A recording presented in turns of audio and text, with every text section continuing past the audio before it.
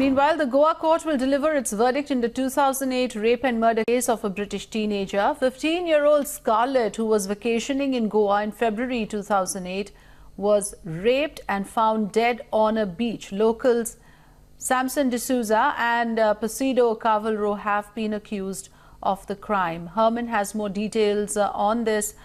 Herman, tell us more about this particular case. The verdict is expected today. What are the arguments in favor and against? Well, Afrida, it has been 8 long years since a mother of Scarlett Keeling has been fighting the case along with her lawyer Vikram Verma, both of who are now joining me. It has been 8 long years where the body of the British teenager was found on the beach after she was allegedly drugged, raped and then left to die on the beach. Let me take that question across first to Mr. Advocate Vikram Verma. Sir, today in case if the charges all are found, the two are found to be guilty, what is the maximum punishment that one can be seeing to both the accused, both Samson as well as Placido? Well, if the judge finds them guilty on all the counts, there's a possibility for them to be in prison for more than maybe 14 years. But it would completely depend upon the judge whether she wants to sort of treat sentencing as concurrent or otherwise. And Fiona, if I could quickly ask you also, it's been 8 long years. Initially it was the Goa police which was investigating the case, but you pursued the case tooth and nail, and after that the case was transferred over to the CBI. 8 long years. Today when the verdict comes in at 2:30 p.m, what is the hope that you see in the Indian justice system? I'd like to see them found guilty, obviously, on all charges and given a proper sentence. Well, Afrida, there you can see Fiona as well as the advocate Vikram Verma. They're saying that, even though it has been 8 years, and let me tell you, there have been a number of legal, in the sense, there have been a number of twists and turns in the case. You have seen initially the Goa police which was investigating the case, but then clearly the allegation there being that they were not investigating the case properly because there were strong murmurs at that point in time that they could be very strong people who were involved in the case. After that, the case was transferred over to the CBI, and 8 long years. And also remember, once the Goa police had announced that the case would be transferred to the CBI, and until it actually happened, there was a lot of time frame, and during that time it is believed that certain vital evidences could have been lost, but nonetheless the hope is that they would be found guilty on maximum counts, and it could be anything between 7 to 10 years in the Indian jail. All right, so that verdict is awaited, and of course the parents expecting a closure. But Herman, legally speaking, tell us, where does the case go from here after this verdict as well? Would there be legal options available?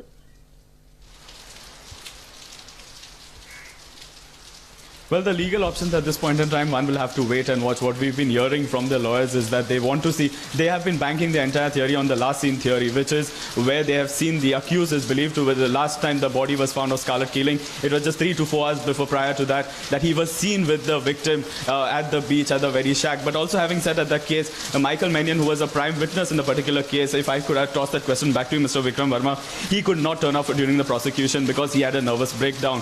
Do you see that somewhere, hampering the entire legal, in the sense that, somewhere that it could be a lighter verdict?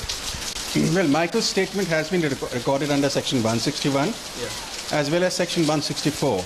But his presence in court and giving his testimony would have been evidence of considerably higher value than just the statement recorded under 164. So I do see that evidence having some value, but it is the decision of the judge ultimately to weigh the value of that evidence. So, and legally speaking, what has been the biggest hurdle, in terms of the legal, in the entire system?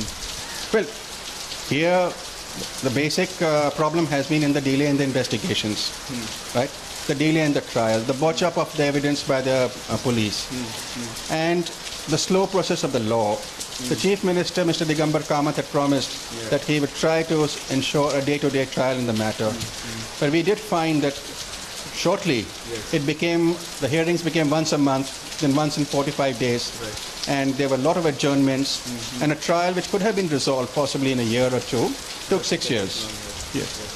So clearly, Afrida, there you've been hearing, what have been the hurdles legally speaking. One of the prime witnesses in the case, Michael Mannion also, who could not come forward because he had a nervous breakdown. But nonetheless, the family as well as the lawyers here are extremely hopeful that the CBI does have a very watertight case, and both the accused, because one has been, of actually doing the crime, while the other has been of assisting him during that point in time, both Samson D'Souza as well as Placido Carvalho. So one will have to wait and watch today at around 2:30 p.m. once the verdict does come in. Actually, and what are the maximum punishment that can be given to both of the accused in this case?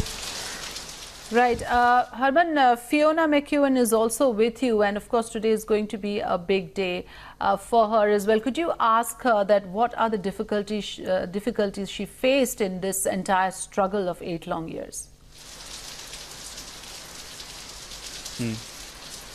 Well, Fiona, if I can come to you once again, you've been running from pillar to post. You've not you were someone who was new to the Indian law and the entire justice system. In one of your interviews, you also said about how the FIR was filed. You did not know until you came across Mr. Vikram Verma.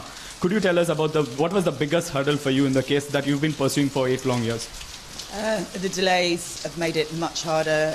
The destruction of the evidence. We should really be looking at a murder charge, and it's not, because there wasn't evidence to pin a murder charge. It's just been a long, hard 8 years. I just really want it to be over now.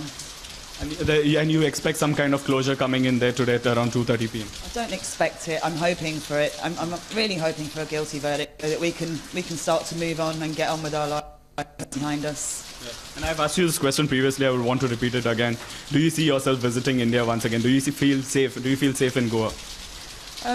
Yeah, I probably wouldn't visit Anjuna, but I would like to come back to India. I like India and I like the people. I've got, I definitely would like to come back.